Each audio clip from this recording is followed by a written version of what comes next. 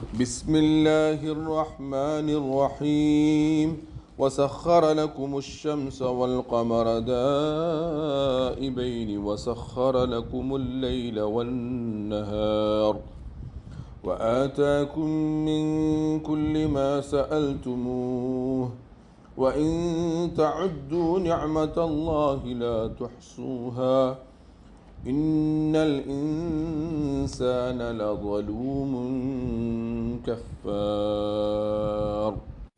പരമകാരുണികനും കരുണാവാരിധിയുമായ അള്ളാഹുവിൻ്റെ നാമത്തിൽ.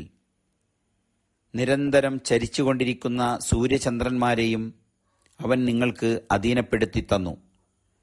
രാപ്പകലുകളെയും നിങ്ങൾക്ക് വിധേയമാക്കി.